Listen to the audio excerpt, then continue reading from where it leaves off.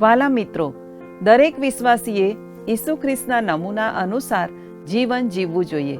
ઈસુએ પૃથ્વી પરના જીવન દરમિયાન પણ પોતાના સ્વર્ગીય બાપની ઈચ્છા પૂરી કરી.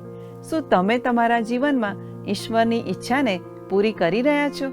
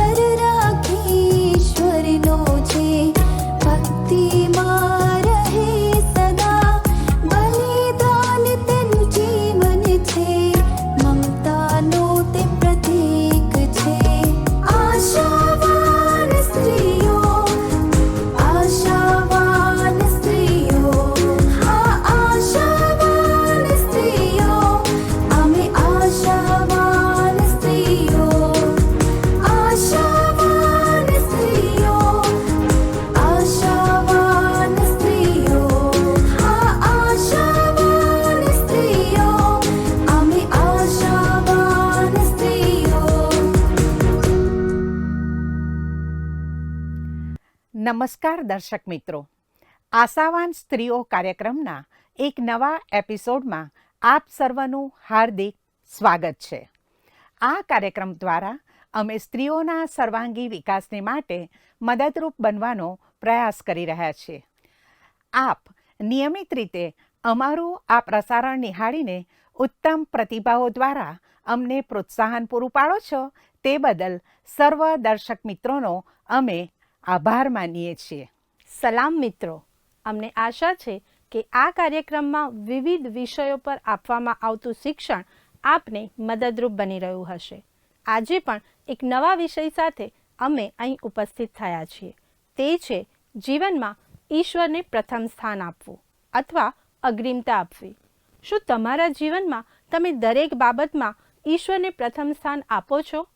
તમે જે કરો છો અથવા જે રીતે જીવન જીવો છો તે ઈશ્વરને પસંદ છે કે નહીં, તે વિશે તમે કદી વિચાર કરો છો? હું માનું છું કે આ બહુ ગંભીર પ્રશ્ન છે. આપણે તે પર ધ્યાન આપવું જ જોઈએ. આ જીવન ઈશ્વર તરફથી મળેલી મૂલ્યવાન ભેટ છે. તેનો આપણે કેવો ઉપયોગ કરીએ છીએ તે આપણે વિચારવું જોઈએ. આપણા જીવનમાં એવી ઘણી બાબતો બને છે જે આપણને ઈશ્વરથી દૂર લઈ જાય છે અને આપણો સમય ચોરી લે છે. તેથી આપણે એવી બાબતોથી સાવચેત રહીએ જે આપણને ઈશ્વરથી દૂર કરી દે છે. ઈશ્વર ઈચ્છે છે કે આપણને જે સમય ઈશ્વરે આપ્યો છે તેનો યોગ્ય રીતે ઉપયોગ કરીએ અને દરેક બાબતમાં ઈશ્વરને પ્રથમ સ્થાન આપીએ. આ તમે સરસ સલાહ આપી. વર્તમાન સમયમાં દરેક વ્યક્તિ પોતાના કામમાં અથવા સોશિયલ મીડિયામાં એટલી વ્યસ્ત રહે છે કે તેમની પાસે ઈશ્વરના માટે અથવા બીજા લોકોને માટે સમય જ નથી. યાદ રાખો, આ બધી બાબતો એક દિવસ જતી રહેવાની છે, પણ ઈશ્વરના માટે પસાર કરેલો સમય કદી વ્યર્થ જવાનો નથી. જો તમે તમારા સમયનું રોકાણ ઈશ્વરના માટે કરો છો તો તે કદી નિરર્થક જવાનું નથી. દરેક બાબતમાં આપણે પોતાની તાકાત કે આવડતો પર નહીં, પણ ઈશ્વર પર ભરોસો રાખીને જીવનમાં આગળ વધવાનું છે. જો તમે આ પ્રમાણે કરશો તો તમે ઈશ્વરને પ્રથમ સ્થાન આપી શકશો. ઈશ્વરને પ્રથમ સ્થાન આપવા માટે તમારે ઈશ્વરના પવિત્ર વચનો અને પ્રાર્થનાને જીવનમાં સ્થાન આપવું પડશે.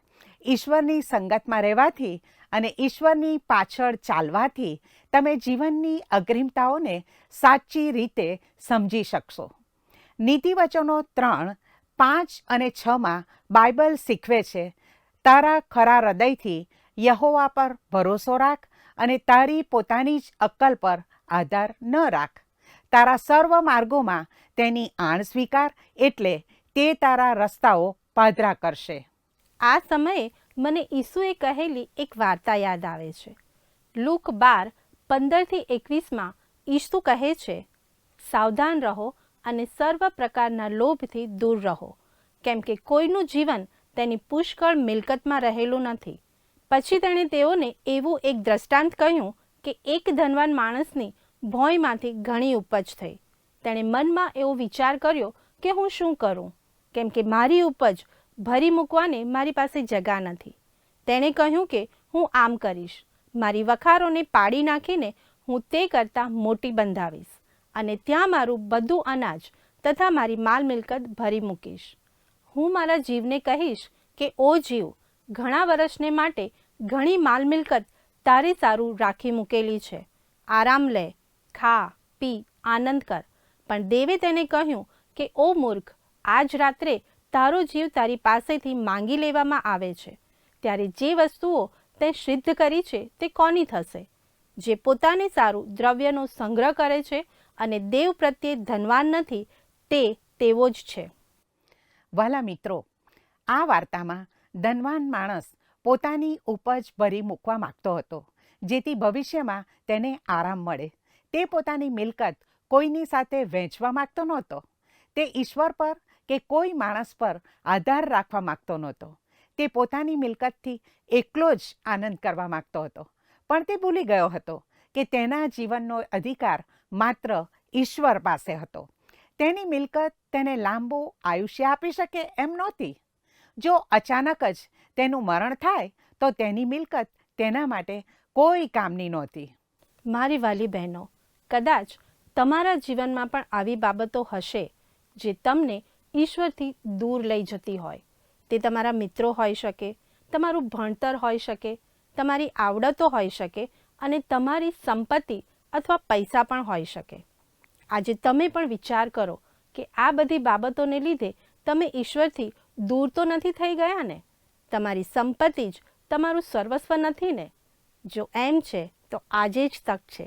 તમે ઈશ્વર તરફ પાછા ફરો અને તમારા જીવનમાં આ બધી દુનિયાવી બાબતોને નહીં પણ ઈશ્વરને પ્રથમ સ્થાન આપો. યાદ રાખો, ઈશ્વરના માર્ગમાં ચાલીને પણ તમે જગતનો આનંદ લઈ શકો છો, પણ કઈ બાબતોથી દૂર રહેવું તે તમારે નક્કી કરવાનું છે. જો કોઈ બાબત સદાકાળ આપણી સાથે રહેવાની નથી, પણ ઈશ્વરના માટે તમે જે કર્યું છે તે સદાકાળ તમારી સાથે રહેશે. પેલો ધનવાન માણસ આ બાબતને ભૂલી ગયો. તેના ખેતરમાં થયેલા મબલક પાકને લીધે તેણે નવી વખારો બનાવી. તેને એવું લાગ્યું કે હવે હું લાંબા વર્ષો સુધી આરામથી જીવીશ. મારે હવે કોઈની મદદની પણ જરૂર નથી. હવે મારે ભવિષ્યની કોઈ ચિંતા કરવાની પણ જરૂર નથી. મારું જીવન હવે બહુ સુખમાં પસાર થશે. પણ તે જ રાત્રે તેનો જીવ લઈ લેવામાં આવ્યો. મિત્રો, આ વાર્તાનો અંત સુખદ નથી પણ કરુણ છે. ધનવાન માણસે બહુ આયોજન કર્યું અને સ્વપ્ન જોયા, પણ તે ઈશ્વરને ભૂલી ગયો. તેણે ઈશ્વર પર આધાર રાખવાને બદલે પોતાની સંપત્તિ પર આધાર રાખ્યો, પણ તે તેનો ઉપભોગ કરી શક્યો નહીં. તેથી ઈસુ અહીં આપણને એક ચેતવણી આપતા કહે છે કે જે પોતાને સારું દ્રવ્યનો સંગ્રહ કરે છે પણ દેવ પ્રત્યે ધનવાન નથી, તે આ માણસના જેવો છે. મારી વાલી બહેનો, શું આપણે ઈશ્વરની નજરમાં ધનવાન છીએ? આપણે પોતાના જીવનની અને હૃદયની અત્યારે તપાસ કરીએ કે શું આપણે ઈશ્વરને દરેક બાબતમાં પ્રથમ સ્થાન અથવા અગ્રિમતા આપીએ છીએ? શું આપણે ઈશ્વરના માટે સમય ફાળવીએ છીએ કે પછી પોતાના જ કામમાં વ્યસ્ત રહીએ છીએ?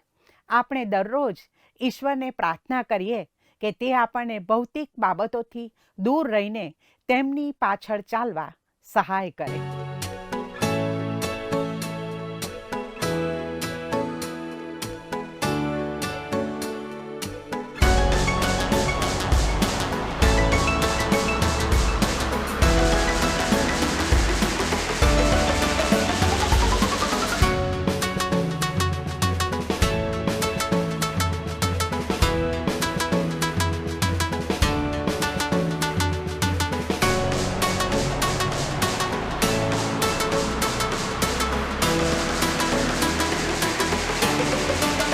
ઓ મારા વાલા ઈસુ, પ્યારા ઈસુ, તારી સ્તુતિ કરું છું.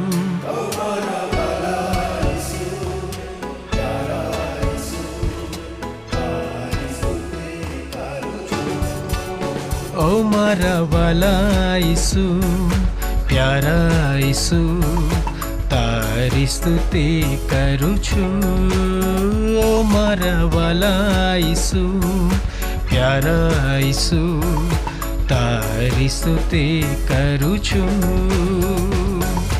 ઉપકારો તારા અનેક ઘણા, ઉપકારો તારા અનેક ઘણા, માનું હું તારો આભાર, માનું હું તારો આભાર. ઓ મારા વાલા ઈસુ, પ્યારા ઈસુ, તારી સ્તુતિ કરું છું. ઓ મારા વાલા ઈસુ, પ્યારા ઈસુ, તારી સ્તુતિ કરું છું. સંકટમાં પોકારું તુજને, સંકટમાં પોકારું તુજને, સાદ મારો તું છે સુણનાર, સાદ મારો તું છે સુણનારો. મારા વાલા ઈસુ, પ્યારા ઈસુ, તારી સ્તુતિ કરું છું.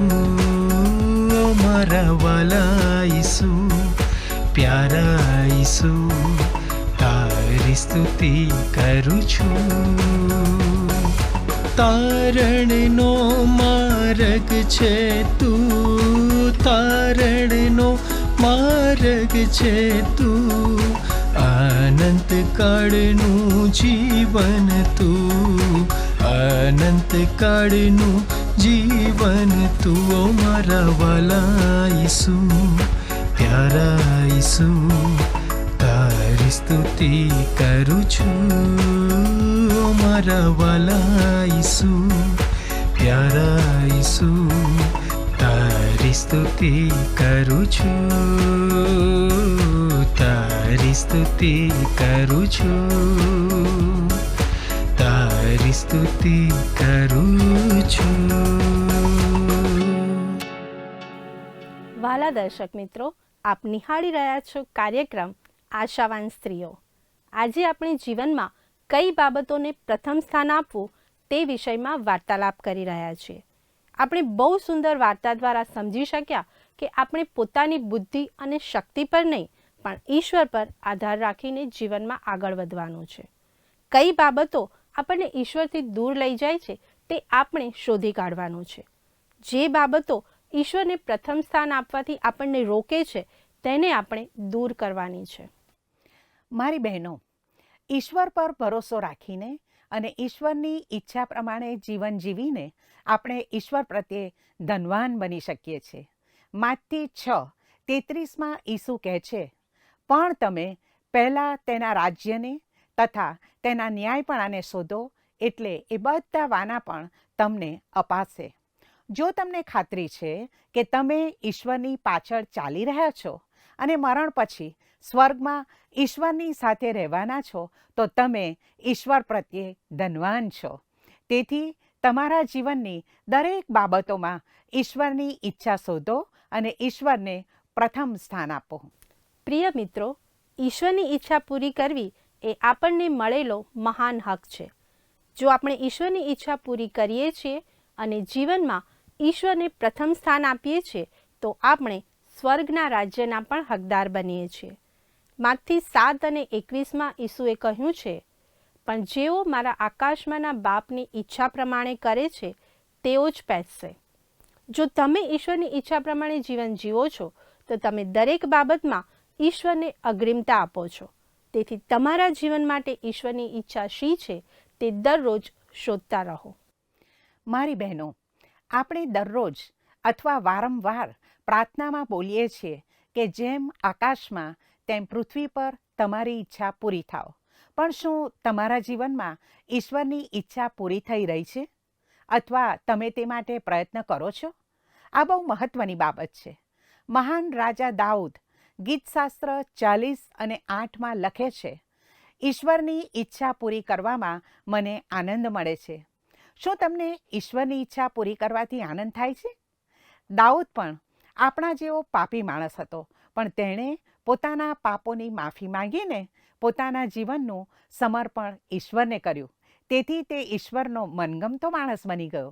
તેનું કારણ એ હતું કે તે માત્ર ઈશ્વરની ઈચ્છા પૂરી કરવા માગતો હતો. દાઉદનું જીવન આપણને શીખવે છે કે ભલે આપણે પાપી છીએ, પણ જો ઈશ્વરની ઈચ્છા પ્રમાણે જીવન જીવીએ તો આપણે ઈશ્વરના મનગમતા બાળકો બની શકીએ છીએ. પ્રિય મિત્રો, જો તમે તમારા જીવનમાં ઈશ્વરને પ્રથમ સ્થાન આપવા માંગો છો તો દરેક બાબતમાં ઈશ્વરની ઈચ્છા શોધીને તે પ્રમાણે આગળ વધવું જરૂરી છે. પોતાની મરજી પ્રમાણે જીવન જીવવું અને ઈશ્વરથી દૂર રહેવું તે તો મૂર્ખતા છે અને તેનું પરિણામ પણ તમારે ભોગવવું પડે છે. જો તમે કોઈ જંગલમાં અથવા અજાણી જગ્યા પર મુસાફરી કરી રહ્યા છો અને કઈ તરફ જવું તે તમે જાણતા નથી, તેવા સમયે કોઈ પરિચિત વ્યક્તિ તમને મળી જાય અથવા તે જગામાં રહેતી વિશ્વાસપાત્ર વ્યક્તિ તમને મળી જાય અને તમને સાચો માર્ગ બતાવે તો તમને કેવો આનંદ થાય છે. એ જ રીતે જ્યારે તમારું જીવન અનિશ્ચિત લાગે અને ભાવિ અંધકારમય દેખાય ત્યારે ઈશ્વર તમને માર્ગ બતાવે છે. પણ જો તમે તેની અવગણના કરો છો તો તમે મૂર્ખ બનો છો. વાલા મિત્રો, કેટલીક વાર આપણે જીવનના એવા પડાવ પર આવી જઈએ છીએ જ્યારે આપણે નિર્ણય લેવા પડે છે. દાખલા તરીકે કારકિર્દીની પસંદગી, નોકરીની પસંદગી, જીવનસાથીની પસંદગી વગેરે. આ બધા આપણા જીવનના અગત્યના નિર્ણયો છે જે આપણા ભવિષ્યને અસર કરે છે. આપણા માર્ગમાં રહેલા જોખમોથી આપણે અજાણ હોઈએ છીએ. શૈતાનની દુષ્ટ યોજનાઓ વિશે પણ આપણે કશું જાણતા નથી. આવા સમયમાં આપણે કેવી રીતે નિર્ણય લઈશું? તેનો જવાબ એ જ છે કે ઈશ્વરની ઈચ્છા શોધો અને ઈશ્વરને પ્રથમ સ્થાન આપો, તમારી ઈચ્છાને નહીં. મારી બહેનો, એક વ્યક્તિ છે જે ભરોસાપાત્ર છે અને આપણા ભવિષ્યને જાણે છે. તે આપણને સાચો માર્ગ બતાવે છે અને સાચો નિર્ણય લેવા મદદ પણ કરે છે. તે તો ઈશ્વર પોતે છે. યોહાન 14:6 ઈસુ કહે છે, માર્ગ તથા સત્ય તથા જીવન હું છું. મારા આશ્રય વિના બાપની પાસે કોઈ આવતું નથી. પ્રભુ ઈસુ હંમેશા આપણી સાથે રહીને આપણને સાચા અને સલામત માર્ગમાં દોરે છે.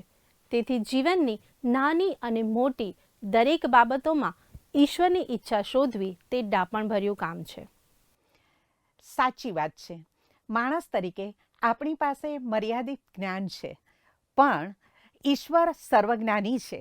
તે સઘળું જાણે છે. તમારા જીવનને માટે ઈશ્વરની પાસે ચોક્કસ યોજના છે અને તે યોજના સર્વશ્રેષ્ઠ છે. જો આપણે ઈશ્વરને જીવનમાં અગ્રિમતા આપીએ છીએ તો તે યોજનાને સમજી શકીએ છીએ. ઈશ્વરની દોરવણી વિના આપણે આગળ વધતા નથી, પણ ઈશ્વરની સાથે ચાલીએ છીએ અને ઈશ્વરની ઈચ્છા પૂરી કરીએ છીએ. મિત્રો, આ સમયે મને બાઇબલમાંથી એક માણસની વાત યાદ આવે છે જે ઈશ્વરની સાથે ચાલ્યો એવું બાઇબલ કહે છે. તે માણસનું નામ તો હનોક હતું. ઉત્પત્તિ 5:22 જણાવે છે, હનોક 300 વર્ષ દેવની સંગાતે ચાલ્યો. તે ઉતાવળથી આગળ દોડી ગયો નહીં અથવા આળસ કરીને પાછળ પણ રહી ગયો નહીં, પરંતુ 300 વર્ષના લાંબા સમય સુધી તે ઈશ્વરે બતાવેલા માર્ગ પર ઈશ્વરની સાથે કદમ મિલાવીને ચાલતો રહ્યો. આમ હનોકે તેના જીવનમાં ઈશ્વરને પ્રથમ સ્થાન આપ્યું અને ઈશ્વરની ઈચ્છા પૂરી કરી.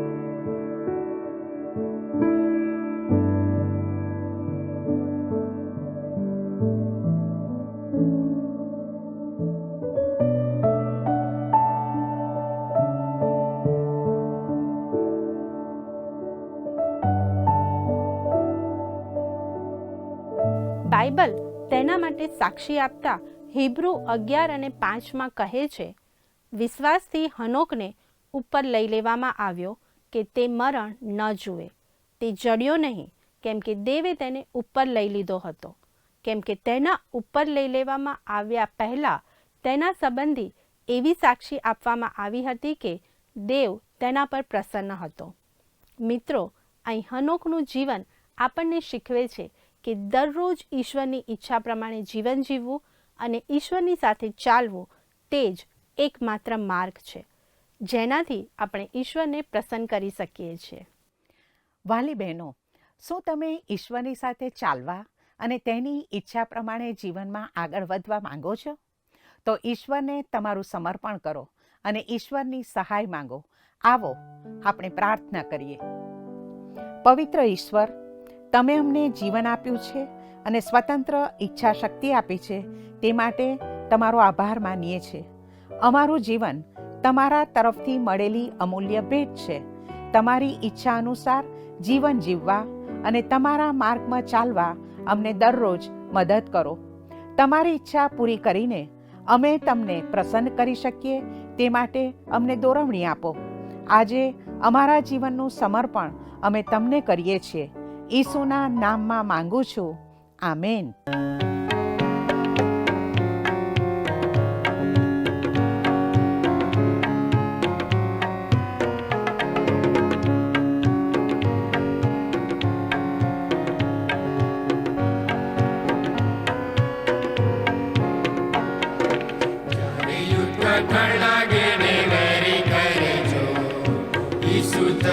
આગેવાને અમને આગળ દો, જોખમ પાડી જગાઓમાં તને ચાલીશું, ચિંતા તજી તારી પાછળ ચાલીશું, પાછળ પાછળ તારી પાછળ ચાલીશું, સૌ જગ્યા જ્યાં ત્યાં પાછળ ચાલીશું, પાછળ પાછળ તારી પાછળ ચાલીશું, જ્યાં જ્યાં દોરી લેશે પાછળ ચાલનાર છું.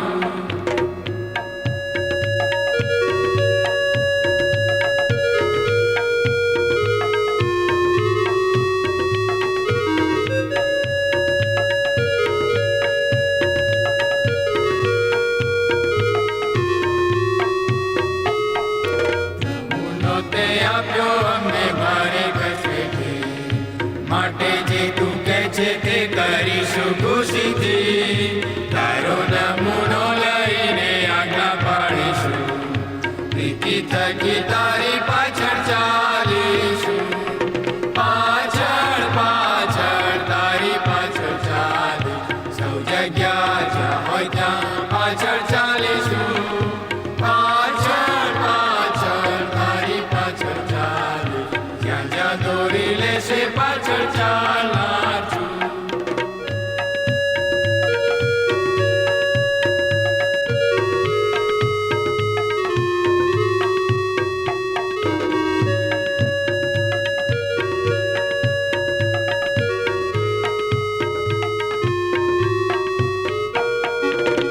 ભક્તોની પ્રીતિ અમે કરવાના નથી, કામ અમારું જોઈ બીજા પુરુષે શાયરી, દેવનું કામ કરવામાં પૂરું મન પણ રાખીશું, દુઃખ મેટીને તારી પાછળ ચાલીશું, પાછળ પાછળ તારી પાછળ ચાલીશું, સૌ જગ્યા જ્યાં હોય ત્યાં પાછળ ચાલીશું, પાછળ પાછળ તારી પાછળ ચાલીશું, જ્યાં જ્યાં દોરી લેશે પાછળ ચાલનાર છું.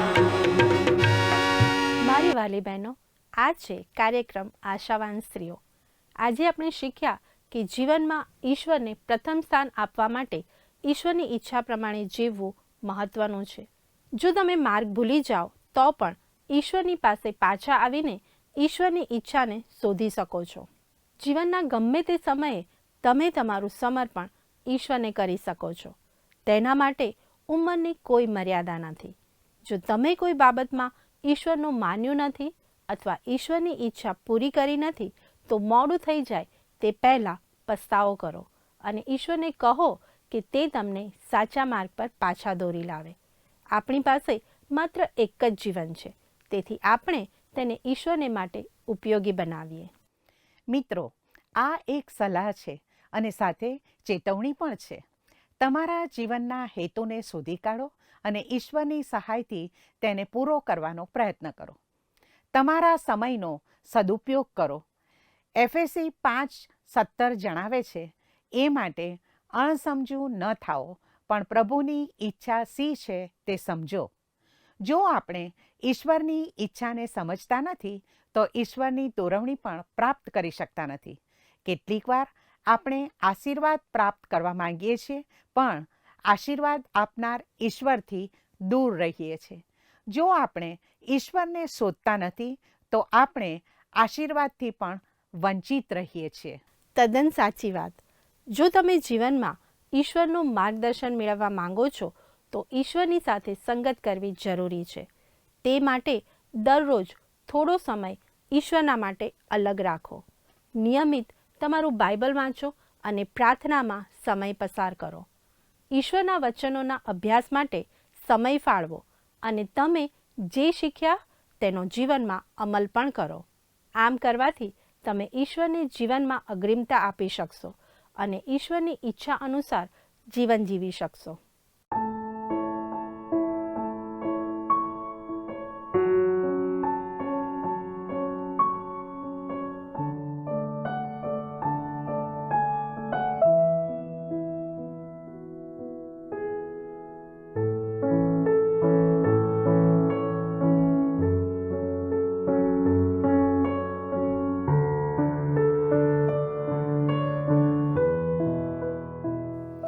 વાલા દર્શક મિત્રો, અમને ખાતરી છે કે અમારું આજનું શિક્ષણ આપને ઈશ્વર સાથેના સંબંધમાં પુનઃસ્થાપિત થવા અને તમારા વિશ્વાસમાં આગળ વધવા મદદરૂપ બનશે. જો આજના પ્રસારણથી આપને ઉત્તેજન મળ્યું છે અથવા કોઈ નવી બાબત શીખવા મળી છે તો અમને ચોક્કસ તેની જાણ કરશો. સંપર્ક માટે અમારું સરનામું નોંધી લેશો.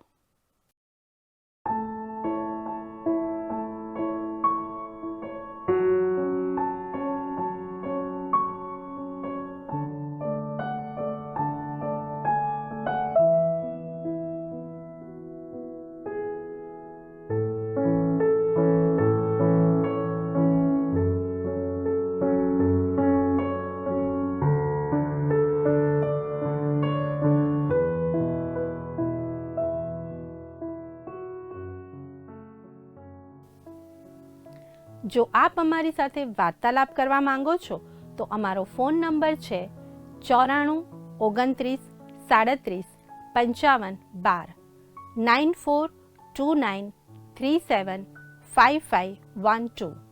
આ નંબર ઉપર આપ અમને વોટ્સએપ અથવા SMS પણ કરી શકો છો અને આપના પ્રતિભાવો અમને જણાવી શકો છો. આવતા સપ્તાહે આ જ સમયે આશાવંત સ્ત્રીઓ કાર્યક્રમમાં ફરીથી મળીશું. ઈશ્વર આપ સર્વને આશીષ આપે. ધન્યવાદ. શું તમને આ કાર્યક્રમ ગમ્યો? અત્યારે જ અમને મિસ કોલ કરો.